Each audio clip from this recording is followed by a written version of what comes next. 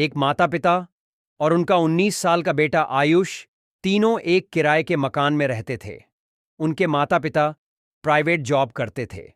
आयुष को उनके पिता सुबह कॉलेज तक छोड़ देते थे और वहीं से उसे घर लेकर आते थे। आयुष का परिवार बिल्डिंग के तीसरे फ्लोर पर रहता था। आयुष के माता पिता उसे अपने कमरे से कहीं भी जाने नहीं देते थे। आयुष कॉलेज से घर आकर अपने पिता के मोबाइल पर कार्टून वीडियो देखता था। शाम को वह पढ़ाई करता था और रात का खाना खाने के बाद तीनों कुछ देर टीवी देखकर सो जाते थे। एक दिन आयुष सुबह सुबह ब्रश करते हुए सीढ़ी के कुछ ऊपर तक चला जाता है। चौथे फ्लोर से गाने की आवाज सुनाई देती है। आयुष गाना सुनकर धीरे धीरे चौथे फ्लोर तक पहुंच जाता है। जब कमरे के दरवाजे तक पहुंचता है तो देखता है कि दरवाजा अंदर से बंद नहीं है। आयुष धीरे से दरवाजा खोलकर देखता है। उस कमरे में एक औरत इंस्टाग्राम का रील बना रही होती है। उस औरत की उम्र करीब 55 वर्ष थी। आयुष छुपकर उस औरत का डांस देख रहा था। औरत इंस्टाग्राम का दूसरा रील बनाने के लिए अपने कपड़े बदल रही थी। आयुष यह देखकर हैरान हो जाता है। तभी नीचे से उनकी मम्मी आयुष को बुलाने लगती है। आयुष जल्दबाजी में आवाज दे देता है। अंदर की औरत यह सुन लेती है, मगर आयुष नीचे पहुंच जाता है। जब आयुष की मम्मी पूछती है तो आयुष कहता है, बस मैं थोड़ा टहलने के लिए गया था। आयुष की मम्मी उसे डांटते हुए कहती है, मैंने तुम्हें मना किया था। आयुष अपनी मम्मी से माफी मांगता है। कुछ देर में आयुष तैयार होकर अपने पिता के साथ कॉलेज चला जाता है। गर्मियों का समय था, इसलिए मॉर्निंग कॉलेज चल रहा था। आयुष कॉलेज बस से अपने घर पहुंच जाता है। जब आयुष सीढ़ी चढ़ रहा होता है तभी वही औरत उसके आगे आगे चल रही होती है। आयुष देखकर थोड़ा घबरा जाता है। औरत जब आयुष की तरफ अपना चेहरा घुमाती है तो आयुष घबराते हुए अपना चेहरा नीचे कर लेता है। औरत कहती है, कल तुम ही मेरे कमरे के बाहर खड़े थे। आयुष झूठ बोलते हुए कहता है, नहीं आंटी, मैं तो कल अपने कमरे में ही था। आप किस चीज के बारे में बोल रहे हैं? मुझे समझ में नहीं आ रहा। औरत हंसते हुए कहती है, तुम अच्छी बात बना लेते हो। तुम्हें तो झूठ बोलना भी बहुत अच्छे से आता है। आयुष मुस्कुराते हुए कहता है, आपको कैसे पता चला कि मैं कमरे के बाहर था? औरत कहती है, तुम्हारा ध्यान कैमरे पर नहीं गया, मैंने तुम्हें आते हुए ही देख लिया था। दोनों बातें करते हुए ऊपर तक पहुंच जाते हैं। औरत कहती है, मेरे कमरे में चलोगे? आयुष जाने से इनकार करता है, मगर औरत फिर कहती है, अरे अभी तो तुम्हारे मम्मी पापा घर में नहीं हैं। कुछ देर के लिए मेरे कमरे में घूम के आ जाओ, तब तक तुम्हारे मम्मी पापा भी आ जाएंगे। आयुष औरत की बात सुनकर बिना अपने कपड़े बदले औरत के साथ चला जाता है। औरत आयुष को कुर्सी पर बैठा देती है। दोनों के लिए औरत फ्रिज से स्प्राइट की बोतल निकालती है। आयुष को देते हुए कहती है, ये लो, थोड़ा स्प्राइट पी लो, शरीर को राहत मिलेगी। आयुष औरत से पूछता है, आप घर में अकेली रहती हैं? औरत कहती है, अरे क्या करूं? जब से मेरा पति चला गया तब से मैं अकेली ही रहती हूं। औरत अपने कपड़े बदलती है और आयुष को अपने बेडरूम में बुलाती है। औरत आयुष को बेड पर बैठाकर पूछती है, तुमने उस दिन क्या क्या देखा? आयुष उस वक्त शर्मा रहा होता है। फिर औरत कहती है, मेरे साथ डांस करोगे? आयुष कहता है, मुझे डांस करना नहीं आता। आप डांस करके दिखाइए ना। उस दिन आप बहुत अच्छा डांस कर रही थीं। कुछ देर बाद औरत डांस करने लगती है। औरत डांस करते हुए आयुष को बेड से उठाकर उसे भी डांस करने के लिए कहती है। आयुष भी जोश में डांस करने लगता है।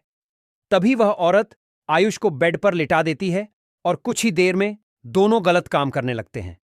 संबंध बनाने के बाद दोनों बेड पर बैठे होते हैं। औरत कहती है, ऐसी खुशी मुझे बहुत दिन बाद मिली है।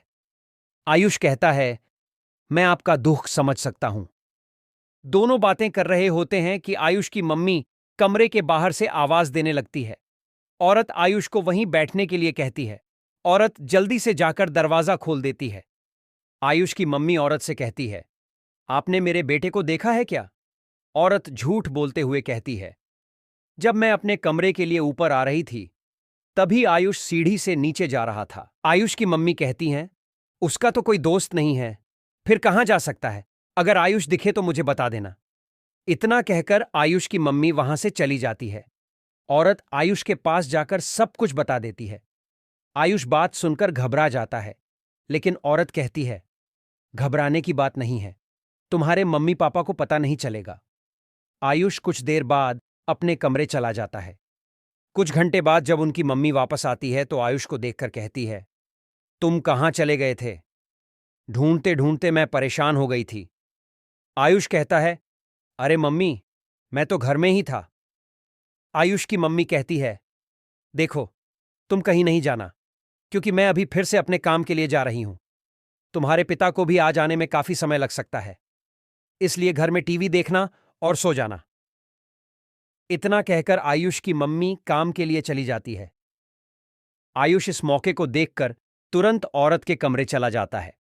उस वक्त औरत सोफे पर बैठकर शराब पी रही होती है। आयुष को देखकर औरत कहती है, तुम्हारी मम्मी से मुलाकात हुई कि नहीं? आयुष मुस्कुराते हुए कहता है, अरे मैंने तो अपनी मम्मी को बेवकूफ बना दिया। औरत आयुष को शराब की बोतल देते हुए कहती है, ये पियोगे? इसे पीने के बाद बहुत मजा आता है। आयुष पीने से हिचकिचाता है, मगर औरत के कहने पर वह पी लेता है। कुछ देर में आयुष को औरत गर्म करने लगती है। आयुष उस 55 साल की औरत को पसंद करने लगा था। रोजाना जब भी आयुष घर में अकेला होता था तो औरत के कमरे जाकर उसके साथ मस्ती करता था। एक दिन जब आयुष कमरे में नहीं होता तो उनकी मम्मी उस औरत के कमरे जाकर औरत से पूछती है, मगर औरत आयुष की मम्मी को झूठ बोलती है। तभी आयुष की मम्मी कमरे के अंदर घुसकर इधर उधर देखने लगती है। जब बेडरूम के अंदर जाकर देखती है तो उनका बेटा आयुष बेड में लेटा हुआ मिलता है। अपने बेटे को देखकर वह औरत से कहती है, तुमने मुझसे हमेशा झूठ बोला और यहां मेरा बेटा मुझे बेवकूफ बनाता रहा। आयुष की मम्मी आयुष को डांटते हुए कमरे के अंदर ले जाकर खूब पिटाई करती है। औरत भी वहां पहुंच जाती है। औरत कहती है, अरे जो कुछ भी हुआ बस वह एक हादसा था। जैसे ही आयुष की मम्मी ऐसी बात सुनती है तो वह और भी ज्यादा गुस्से में हो जाती है। तुम दोनों मजे करोगे और मुझे बेवकूफ बनाओगे। तुरंत ही अपने पति को कॉल करके बुला लेती है। आयुष के पिता भी कुछ देर में पहुंच जाते हैं। आयुष के पिता थोड़े दिल के अच्छे थे, इसलिए आयुष को कुछ नहीं कहते। घर के मालिक को भी वहां बुलाया जाता है। वहां काफी देर तक बातचीत होती रहती है। औरत अपनी गलती स्वीकार करती है। मालिक उस औरत को किसी और फ्लोर पर रहने के लिए कमरा देता है। आयुष के माता पिता आयुष को हॉस्टल में भेज देते हैं। दोस्तों, आज की यह कहानी आप लोगों को कैसी लगी? यदि आप इसी तरह की कहानियां देखने में दिलचस्पी रखते हैं तो हमारे YouTube चैनल को सब्सक्राइब कर सकते हैं। तब तक आप अपना ख्याल रखें।